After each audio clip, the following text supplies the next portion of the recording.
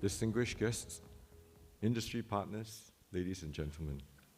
I'm very happy to be here this morning to open the inaugural GenZero Climate Summit Insights 2025. The theme of today's event, Overcoming Paralysis, reflects the challenging state of global climate action in 2025. It's been 10 years since the historic Paris Agreement and over 20 years since the first IPCC report outlined the international severity of climate change. There is heightened awareness on the urgent need for collective action to address climate change. And we have made some progress. 2 years ago, at the 2023 Global Stocktake, nearly 200 countries agreed to transition away from fossil fuels in energy systems and triple renewable energy capacity. The current economic environment, which is marked by slowing growth, resurgence in protectionism, and inflationary pressures, could result in countries and companies delaying action. But nature waits for no one. The effects of climate change will continue to persist and will worsen. Choosing inaction today is effectively also choosing to accelerate towards a certain and grim future. Ladies and gentlemen, we just simply cannot afford to be paralyzed. The launch of this event, a collaboration between GenZero, the Economic Development Board, and Enterprise Singapore, is a timely call to overcome the paralysis that we have seen in climate action. Given the topics of discussion later this morning, I will focus on what is happening in the carbon markets today.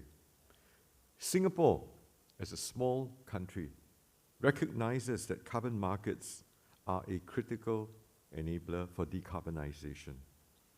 International cooperation is needed for both countries and companies to achieve their climate commitments. And to this end, Singapore has been advancing Article 6 partnerships with like-minded countries. Our first implementation agreement with an Asian country, Bhutan, was signed in February this year.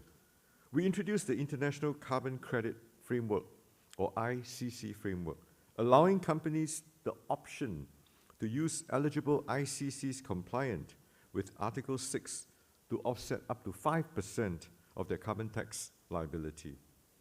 More countries and blocs, such as the EU, are considering the use of Article 6 credits in compliance schemes. But the carbon markets continue to stall. Why is that so? I will address 3 obstacles today. First, a lack of common standards. Second, financing gaps. And third, capacity constraints. Carbon markets face a fragmented landscape of policies and standards. The voluntary carbon market has more than 15 carbon crediting standards, covering over 100 active methodologies today. These standards and methodologies are generally not interoperable with the compliance market, especially when countries set up their own national standards and their own methodologies. Meanwhile, international standards bodies are reviewing how they can define credible corporate action to reach net zero, including the role of carbon credits. Their ongoing reviews and the lack of consensus put the markets on hold in the interim. This is therefore preventing more corporate buyers from participating in the carbon markets out of a concern that the carbon credits they buy do not demonstrate a credible climate action. Singapore is going to cut through this complexity. Let me first talk about Article 6 carbon market. First, Singapore has been leveraging established carbon crediting programs such as Verra, Gold Standard, Global Carbon Council, and ART or ART3s in our compliance scheme to minimize fragmentation and accelerate time to market. Second, Singapore is also working with Vera and Gold Standard to develop an Article 6.2 crediting protocol, setting out recommended processes for governments to work with independent carbon crediting programs like them in their implementation of Article 6.2. This is aimed at supporting countries who are keen to participate in Article 6 and developing their policy frameworks. I'm happy to update that we have published an initial set of recommendations during COP29 last year. We welcome further collaboration with interested parties to enhance harmonization and to unlock high-integrity Article 6 carbon markets at scale. Now, ladies and gentlemen, beyond carbon credits, companies have provided feedback on the need for more granular and practical guidance on the credible use of carbon credits in the voluntary carbon market. We are acting on this feedback. Later this year, the government will publish voluntary guidance on how companies subject to our climate reporting requirements can use carbon credits alongside a credible decarbonisation plan. We are developing this with input from industry partners such as the Singapore Sustainable Finance Association, or SSFA. The goal of this guidance is to provide companies with more clarity so that you can participate in the voluntary carbon market confidently while taking bold steps to reduce your emissions. Singapore is not alone in this endeavor. We are also engaging like-minded countries to align our efforts on the voluntary guidance to foster market linkages and to build greater trust in voluntary carbon markets. Next, I will touch on the lack of sufficient financing as a barrier to scaling up carbon markets. Project developers in carbon markets face high upfront costs from conducting feasibility studies to project design and their implementation. For many developers, especially in emerging markets, these costs can be difficult to manage. Investors remain cautious without clear investment pathways and outcomes and very long time horizons to see returns. This limits both the diversity and the scale of projects that they can undertake. Blended finance, including grants and philanthropic capital, can help to de-risk such projects.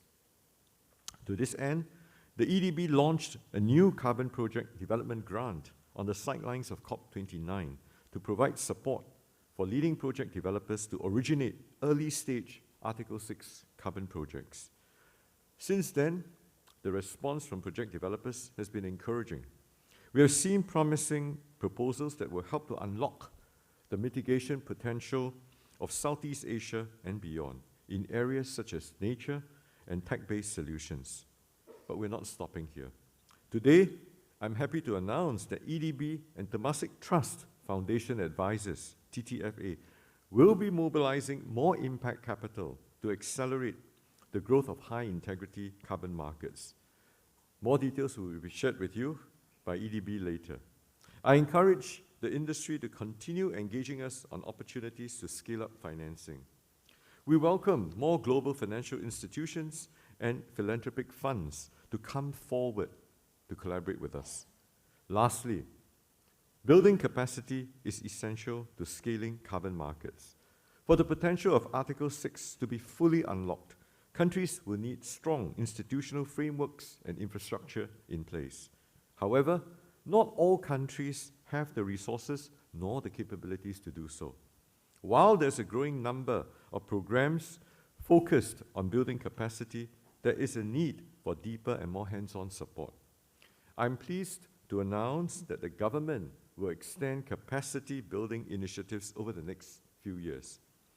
MTI will collaborate with the Singapore Cooperation Enterprise to curate and to deliver new capacity building initiatives that can support our partner countries in fully operationalizing Article 6 cooperation. We intend for these programs to address specific needs of each country because each of them are at different stages of readiness. This builds on the existing Sustainability Action Package, which was announced in 2022. Building our own domestic capacity is equally important. This year, Enterprise Singapore and EDB partnered Nanyang Technological University, or NTU, to establish the Carbon Markets Academy of Singapore, or CMAS, to equip professionals with the skills needed to take on emerging roles in carbon services and trading. Over 100 participants across 2 cohorts have already completed or enrolled in the course since its launch in January this year. We are encouraged by the healthy interest in these programs, and we will continue to invest in local talent development. So I'm pleased to share that the National University of Singapore will launch a new professional certificate in carbon services and trading under its Sustainability Academy. More details will be shared tomorrow during the Sustainable Futures Forum at Ecosperity Week. Today, Skills Future Singapore, EDB, and ESG Enterprise Singapore have also launched our first National Carbon Services and Trading Skills Framework. Developed in consultation with the industry, the framework will help Singaporeans gain a fuller understanding of the career opportunities and skills required to seize opportunities in this field and guide our institutes of higher learning to ensure that pre-employment training and continuing education and training programs align with the evolving talent needs of this sector. And I'm certain that these 2 initiatives will support employers in Singapore with upskilling and talent development to drive their carbon market growth strategy. Beyond the Institutes of Higher Learning, we welcome collaboration with industry partners like yourselves to build capacity in different parts of the carbon markets ecosystem. In conclusion, Singapore will promote common standards. We will expand financing support, and we will strengthen capacity building in carbon markets. I've announced a list of measures and also policies that we will be implementing throughout the year itself to support these initiatives. So, ladies and gentlemen, a well-functioning, high-integrity carbon markets, they are all essential to the global pathway to net zero. Notwithstanding the extenuating circumstances that we are all facing today globally, I encourage everyone here present and your friends out there to stay the course. Every obstacle that we overcome today will become a better stepping stone for a better world tomorrow. And I wish, therefore, all of you a fruitful, engaging, productive conference ahead. Thank you very much.